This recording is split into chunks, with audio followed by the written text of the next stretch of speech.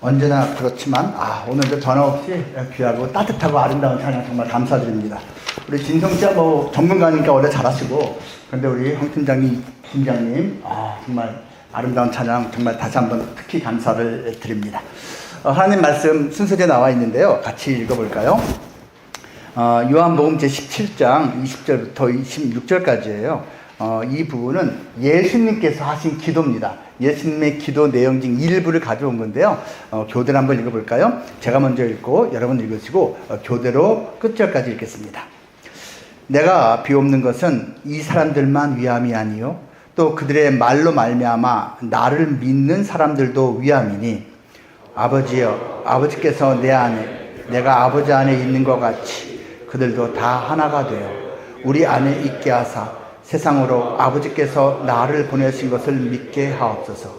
내게 주신 영광을 내가 그들에게 주었사오니 이는 우리가 하나가 된 것 같이 그들도 하나가 되게 하려 함이니이다. 곧 내가 그들 안에 있고 아버지께서 내 안에 계시어 그들로 온전함을 이루어 하나가 되게 하려 함은 아버지께서 나를 보내신 것과 또 나를 사랑하신 같이 그들도 사랑하신 것을 세상으로 알게 하려 함이로소이다. 아버지여, 내게 주신 자도 나 있는 곳에 나와 함께 있어 아버지께서 창세전부터 나를 사랑하심으로 내게 주신 나의 영광을 그들로 보게 하시기를 원하옵나이다. 의로우신 아버지여, 세상이 아버지를 알지 못하여도 나는 아버지를 알았사옵고 그들도 아버지께서 나를 보내신 줄 알았사옵나이다. 같이 읽을까요? 내가 아버지의 이름을 그들에게 알게 하였고 또 알게 하리니 이는 나를 사랑하신 사랑이 그들 안에 있고 나도 그들 안에 있게 하려 함이니이다. 아멘. 오늘 아침에 제가 이제 2호선 그린라인 타고 전철 타고 이제 출근을 했습니다. 이제 딱 타고선 이제 여유 있게 딱 오는데 안내 방송이 나오는 거예요. 근데 제가 신촌역에서 타거든요. 근데 안내 방송이 다음 역은 합정역입니다. 그런 거예요. 큰일 났다. 반대 방향 탄 거예요. 내리려고 딱 하는데 안내 문구가 또 지나가잖아요.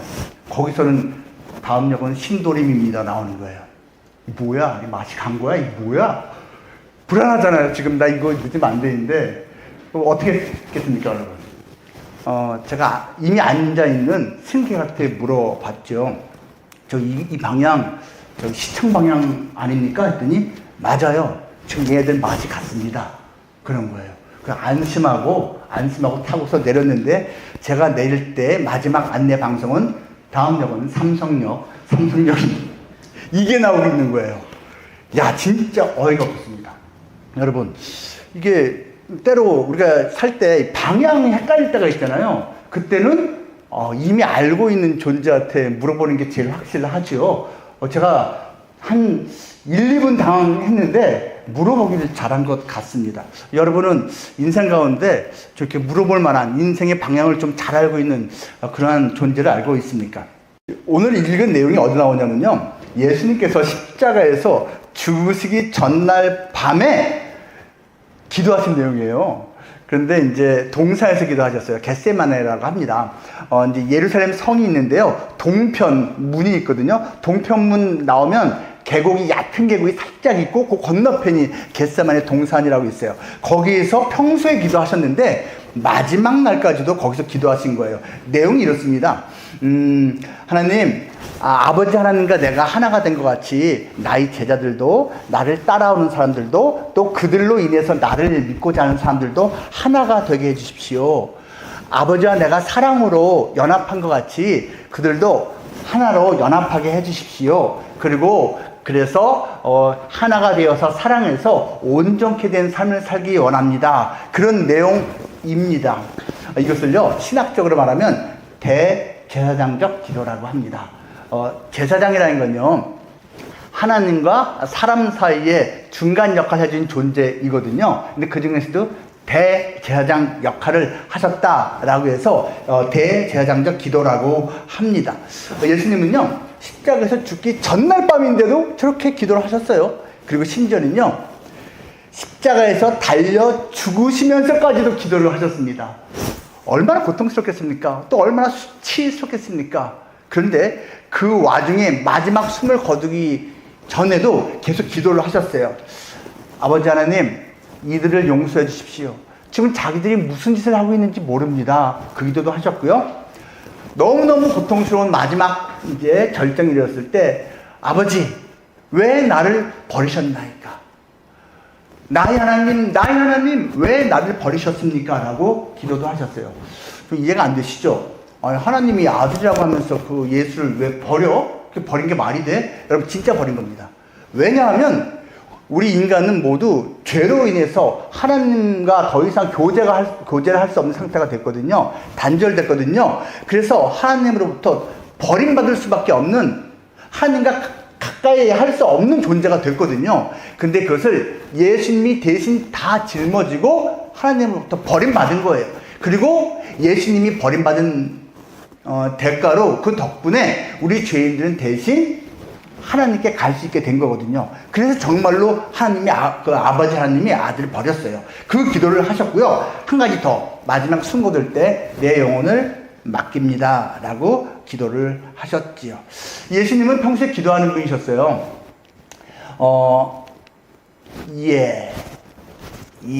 넘겨주세요. 예수님은요, 이제 아무리 바빠도 일할 게 많아도 새벽에 열심히 기도하셨어요. 그리고 이 예수님이 가르쳐주신 새벽 기도를 가장 충실하게 따라하고 있는 족속이 이 대한민국 족속입니다. 새벽에 열심히 기도를 합니다. 특히 전 세계에서 이리 없을 정도로 새벽마다 기도하기를 힘쓰는 대한민국이 된 데는요, 바로, 계속 넘겨주세요. 길선주 목사님의 역할이 매우 큽니다. 여러분 혹시 이름 들어본 적 있으신가요? 이분은요, 여러분, 1919년 독립선언문 낭독한 민족대표 33인 중에 한 분이었어요. 당시에 기독교 지도자였거든요. 평양 대부흥이라는 유명한, 세계사적으로 유명한 그러한 사건이 있었어요. 그때의 주역이었습니다. 평양에서 제일 큰 교회가 장대영 교회라고 하는데요.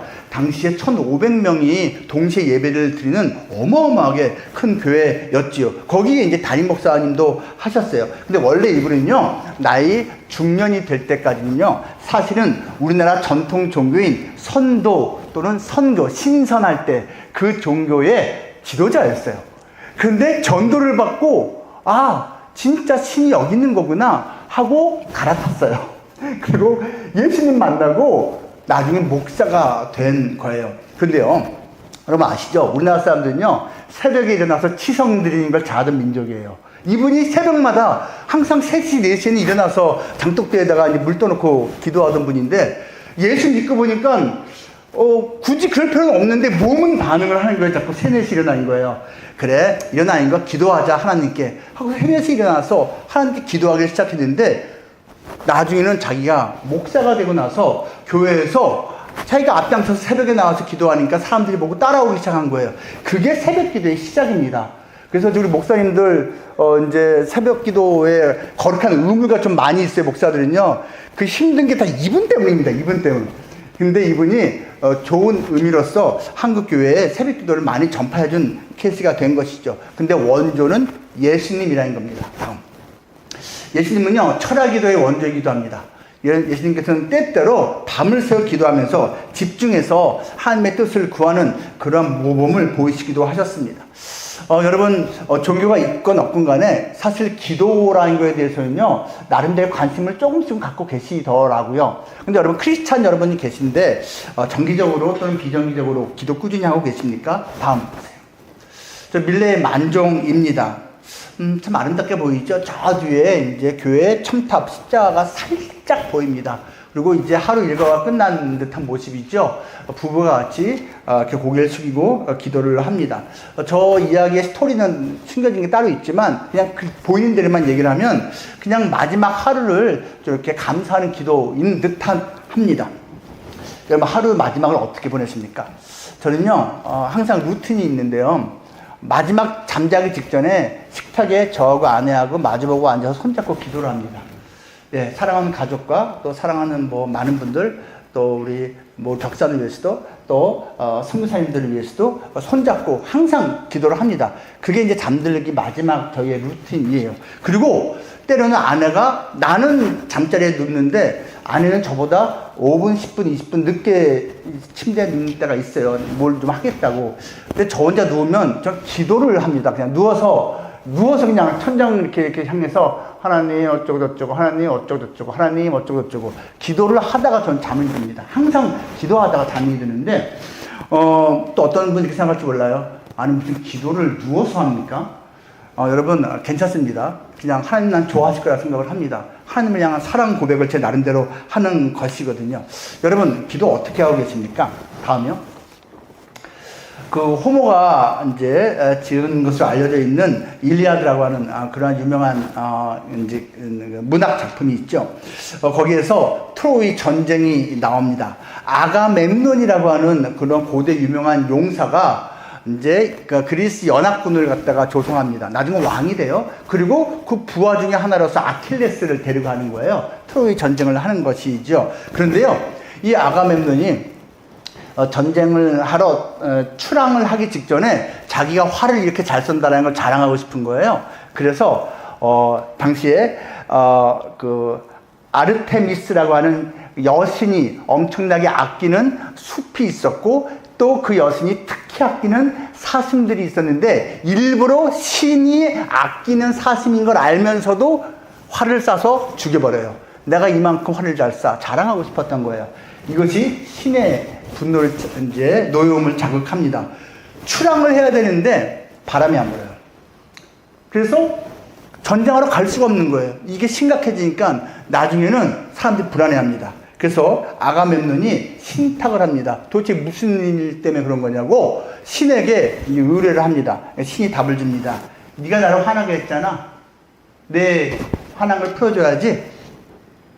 나를 풀려면은 네 딸들을 바쳐 제물로. 네가 내 사랑하는 사슴들을 죽였잖아. 그러니까 너는 네가 사랑하는 딸들을 바쳐. 이렇게 딱 던집니다. 아가멤논이 잠깐 고민하다가 빌립니다. 자기가 왕이 돼야 되거든요. 영웅이 돼야 되거든요. 정복을 해야 되거든요. 사랑했지만 딸들을 제물로 바쳐버립니다. 신이 당황했지만 약속이니까 바람을 보내줍니다. 그리고 트로이 전쟁을 나갑니다.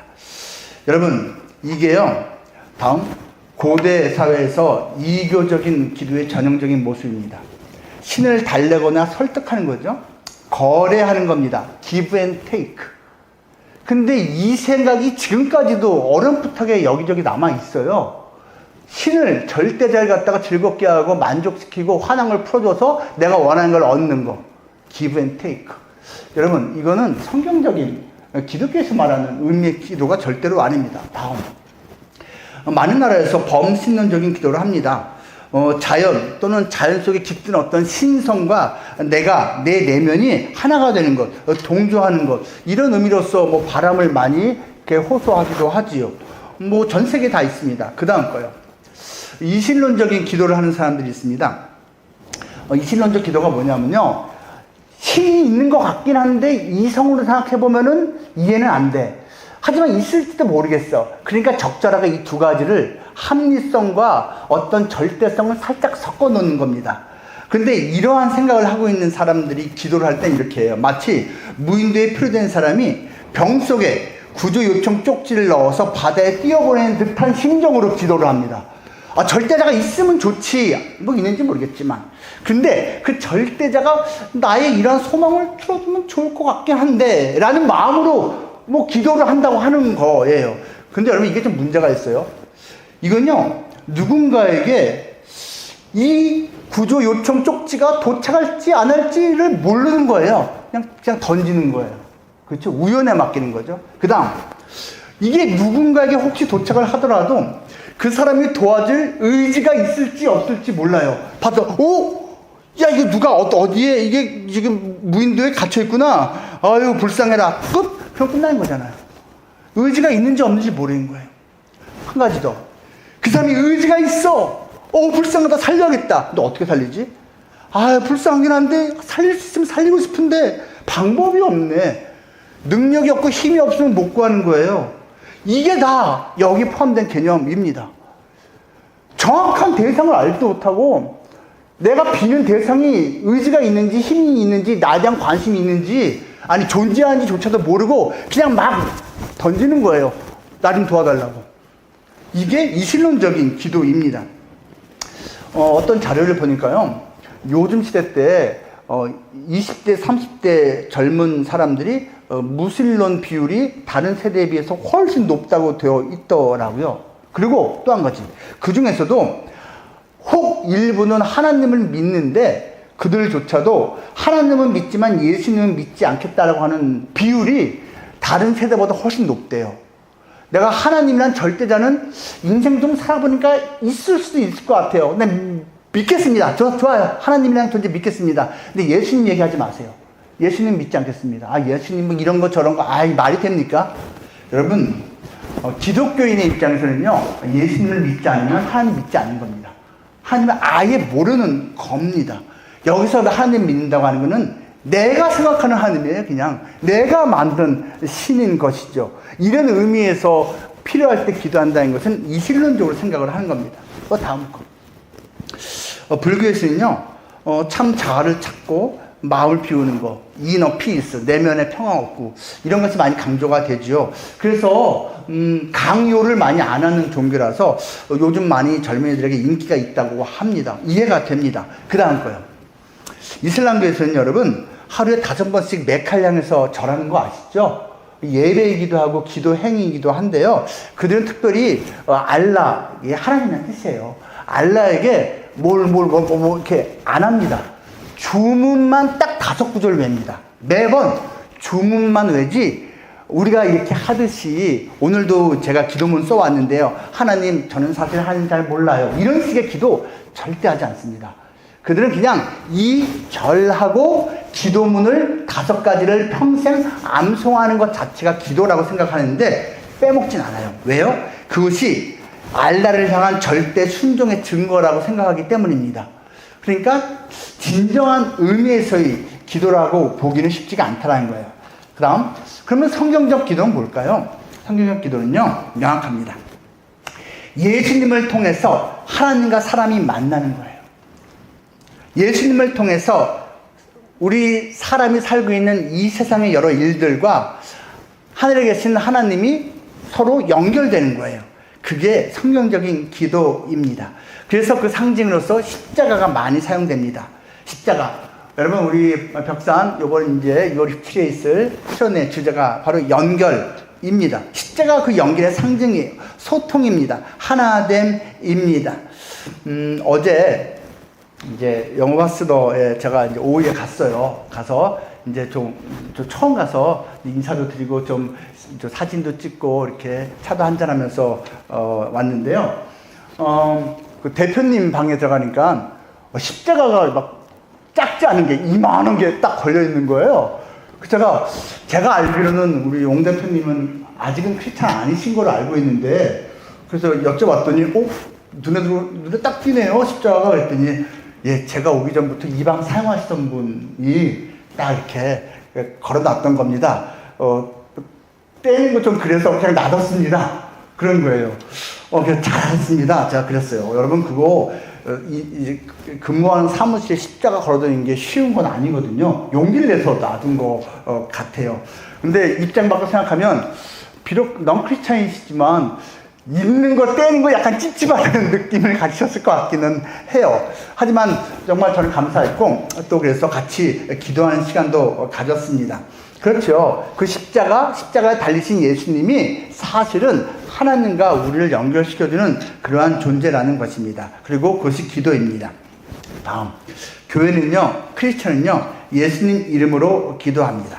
우리가 아까 찬양 같이 했잖아요. 예수 가장 귀한 그 이름, 예수 언제나 기도 들으사. 바로 그 내용입니다. 그럼 여러분, 기도의 진짜 중요한 요소, 제가 짧게 좀 몇 가지 말씀드리겠습니다. 첫 번째 이것입니다. 기도는요, 예수님을 통해서 하나님과 대화하는 겁니다. 소통하는 겁니다. 그래서 하나님을 알아가는 겁니다. 인생을 알아가는 겁니다. 또 하나님을 사랑하는 겁니다. 인생을 사랑하는 겁니다. 그러면요, 기존의 자기로부터 많은 변화, 체인지가 일어납니다. 하나님이 기뻐하시는 거룩한 모습으로 변화되는 것이지요. 여러분, 부부 간에, 애인 간에, 부모 자식 간에, 또 팀원 간에 소통이 부재하면요, 친밀감이 떨어지죠. 오해가 만들어지죠. 관계가 파탄으로 연결될 수도 있습니다. 그래서 별로 아름답지 않은 방식으로 혹은 비성경적인 방식으로 관계를 만들려고 하는 시도가 생길 수가 있어요. 아까 살펴봤듯이 거래하는 거죠. 거래. 예, 관계 형성을 하는데 야, 내가 이만큼 해줬으니까 너도 이만큼 나한테 좋아하지. 심지어 부모 자식 간에도 거래를 하려는 경우가 있어요. 또는 일방적으로 독선적으로 관계를 만들려고 하는 경우가 있습니다. 그리고요, 또 한 가지가 있는데 사용하려고 하는 경우가 있습니다. 이용하려고 하는 경우가 있어요. 하나님과 우리 사이에서도 여러분, 예수님을 통한 우리가 기도라는 것이 없으면요, 하나님을 사랑하는 것이 아니라 하나님을 사용하려고 하는 경우가 많습니다. 이 관계 정말 어리석은 관계입니다. 하나님이 필요하대. 왜? 나를 위해서만 무조건 사용하고 싶은 거예요.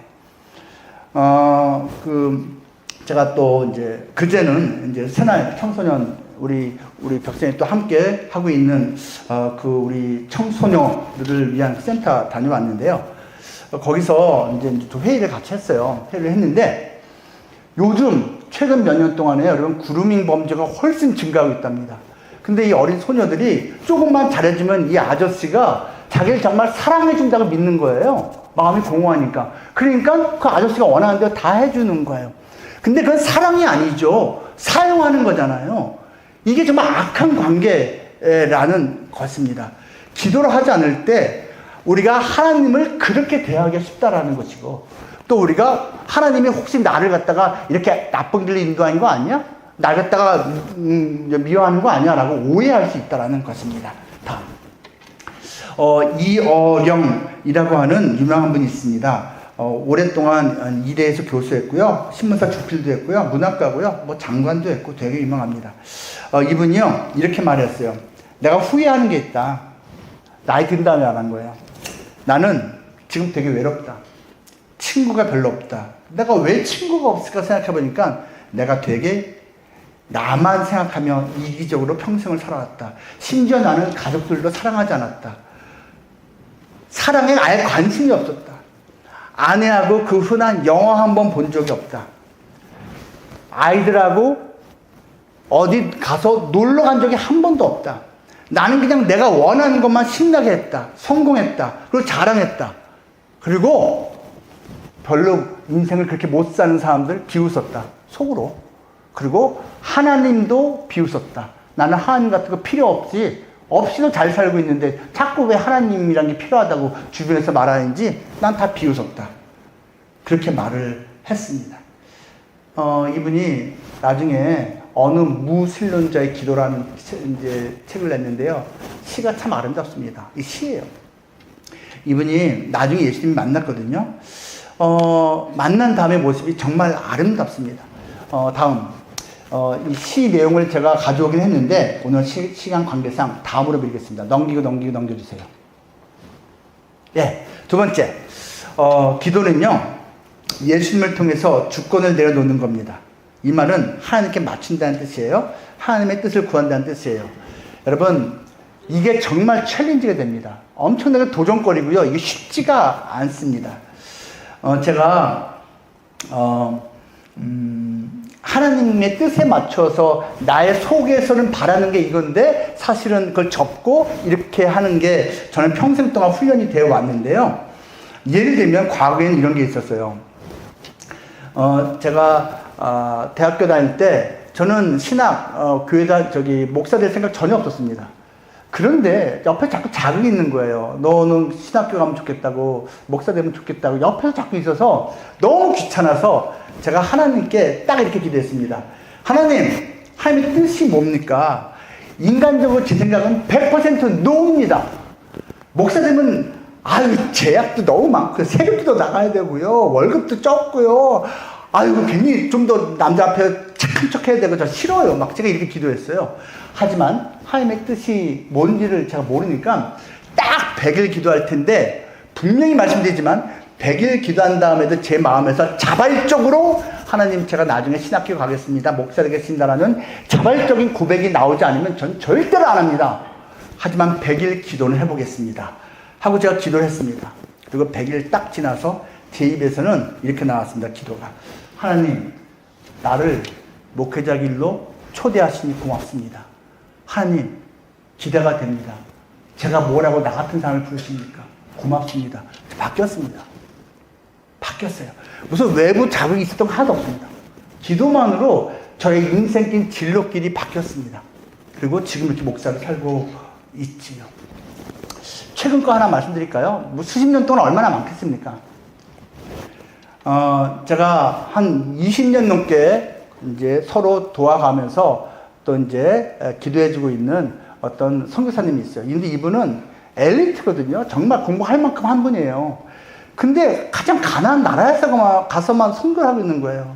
중국, 인도, 지금은 아프리카, 시리아 난민, 수단 난민, 팔레스타인 난민들 총 몇만 명이 살고 있는 데가 갖고선 선교를 하고, 의료 선교하고, 구제하고, 학교 운영하고 이런 걸 하는 거예요. 근데 이분이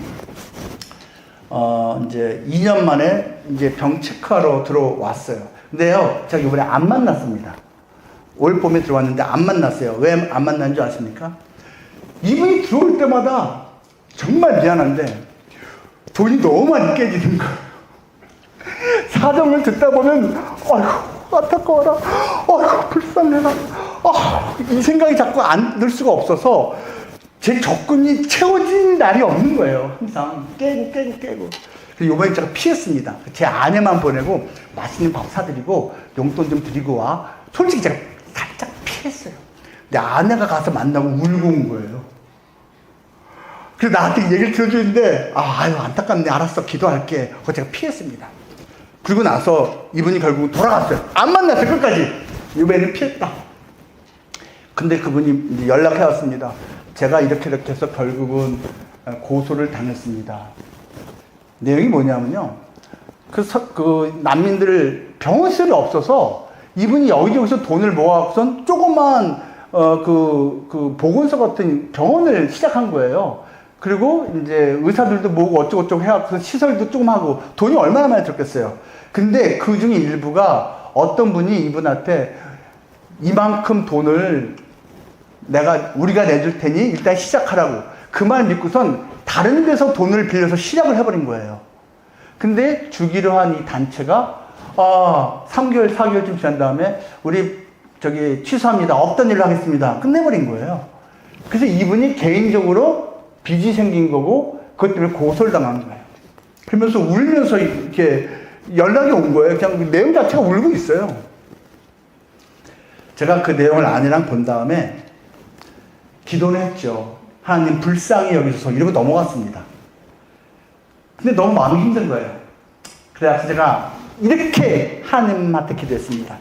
하나님, 정말 도와주고는 싶은데 너무 부담이 됩니다. 하나님, 제 아내 입에서 먼저 돕자고 말을 하면 돕겠습니다. 근데 액수가 너무 큽니다. 하나님, 3만 달러입니다. 그때 1,500원이었을 때거든요. 3만 달러 너무 큽니다. 우리 집에 있는 모든 걸 다 긁어 모아야지 딱 맞출 수 있습니다. 하나님, 제 입에서 먼저 안 나갑니다. 제 아내가 그 말을 하면 하나님의 뜻인 줄 알고 제가 순종하겠습니다. 근데 제가 이렇게 말을 하면서도 제가 계산을 했어요. 여러분, 제가요, 한평생 살면서 누군가를 도와줄 때요, 아내에 의해서 누구 돕자는 말이 한 번도 없었습니다. 사실은 제가 다 항상 얘기를 했었거든요. 그래서 확률적으로 없다 생각하고서 그 기도한 건데, 그 기도하고 나서 3살밖에 안 지났는데 밤에 손잡고 기도하는데 기도 딱 끝나자마자 아내가 그러더라고요. 당신 선교사님 돕고 싶은데 내 눈치 보느냐고 말 못하고 있는 거지? 내가 알아. 걱정하지 말고 도와줘도 되니까 돕자. 그러는 거예요. 제가 3, 4일 전에 하나님께 기도했던 거잖아요. 아내 입에서 먼저 나오면 돕겠다고. 그래서 순종했습니다. 다 긁어 모아서 도와드렸어요. 기도는요, 사실 예수님을 통해서 내 뜻을 전달하는 것도 있지만 하나님의 뜻을 받는 게 있거든요. 그게 사실 쉬운 것만 아니에요. 근데 그 경험이 있는 사람들은 되게 행복합니다. 다음 넘어가겠습니다. 그 다음, 이것을 하지 못하면 우리는 하나님을 램프의 요정, 지니를 부리듯이 생각하게 됩니다. 즉, 지니는 내가 하라는 대로만 합니다. 지니는 내가 부를 때만 나타납니다. 되게 편리한 전능한 존재죠. 우리가 하나님을 그렇게 생각할 수 있다는 거예요. 그렇지 않습니다. 거꾸로입니다. 하나님의 뜻을 내가 따라가는 건데, 그래서 아마 예수 믿는 게 쉽지 않은 것 같습니다. 그 다음, 우리 마음속에 누구에게나 보좌가 있어요. 왕좌가 있습니다. 여기에 중심에 누가 앉아 있습니까? 여러분, 기도를 할 때 사실은 내 마음의 중심에 예수님이 앉을 수가 있습니다. 기도를 안 하면 슬금슬금 예수님을 땡겨서 자기가 내려놓고 자기가 저 자리에 앉으려고 하는 성향이 인간에게는 다 있습니다. 그래서 기도를 해야 됩니다. 마지막 셋째로요. 기도는요, 커다란 기회를 얻는 겁니다. 인간의 차원을 뛰어넘는 신적인 도우심을 얻는 겁니다. 이게 찬스가 되는 것이지요. 제가 10년 넘게 북한 선교했었거든요. 북한에 있는 사람들 직접 만나서 세례도 주고 성경 공부하고 하는 것들을 했습니다. 북한의 지하교회 여러 개를 개척을 했어요, 사실은요. 근데 그 중간 역할하는 분들이 있거든요. 조선족 분들이 있는데, 이 가명으로 모세 한나라고 부르는 부부가 있습니다. 한나는 특히 조선족도 아니고 한족이에요. 중국 사람인데 완전히 예수님의 사람이 됐고 완전히 한국말도 잘합니다. 이분들을 주로 북한에 보내갖고선 전도를 하는 거거든요. 그리고 개척한 지역의 성도들 돌보는 걸 하거든요. 근데 한 번은 이분들이 들어갔다가 남편은 잘 건너왔는데 아내가 걸렸습니다. 성경책을 몰래 쪽복음이라고 하는 성경책 조그만 것들을 배포를 하다가 걸린 거예요. 그래서 이제 소위 말하는 보위부에 끌려갔습니다. 하루 이틀 사흘 나흘 물도 안 먹이면서 잠도 안 자면서 이제 고문이 시작됩니다. 너 이거 누구한테 줬냐고. 이분은 거짓말을 합니다. 특정 인물한테 준 거 아니고 아무나 가져가라고 그냥 돌 위에 올려놨을 뿐이라고 이렇게 말했습니다. 근데 그 약속이었거든요. 사실은요. 어디에 올려놓으면 가져간다. 이 약속이었는데 걸렸으니, 그러니까 그 취조한 사람이 아주 악하게, 당연히 강하게 압박을 하고 고문하고 고통을 주면서 너 계속 이렇게 버티면 넌 죽게 된다. 그리고 네 나라 중국에 못 돌아간다. 계속 협박을 했습니다. 이분이 4일인가 5일인가 버티다가 너무 여자분이에요. 고통스럽고 아프고 두렵고 해서 결국 하나님께 기도했답니다. 하나님, 오늘까지입니다. 전 더 이상 못 버팁니다. 너무 고통스럽습니다. 아픕니다. 힘이 듭니다.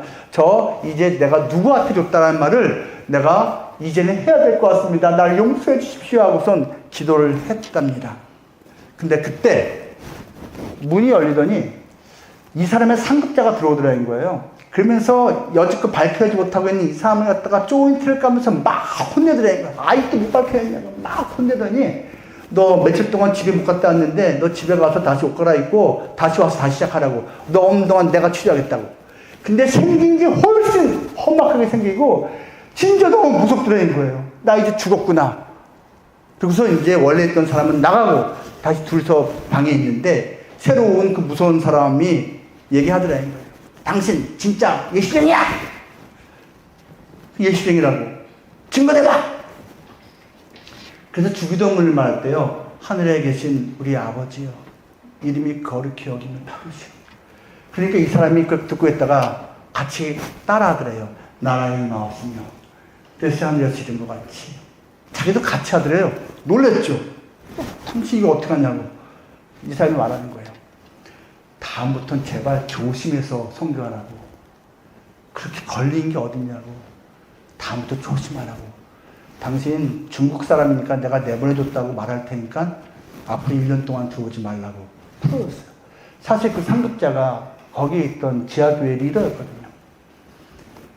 이 한나 씨의 입장에서는요. 나 이제 마지막이야. 끝이야 할 때 사실은 구원의 손길이 펼쳐진 겁니다. 여러분, 마지막이야 끝이야 할 때가 사실은 새로운 기회가 열릴 때가 인생 가운데 있습니다. 워런 버핏, 이분이 얼마 전에 은퇴했죠. 얼마 안 됐습니다.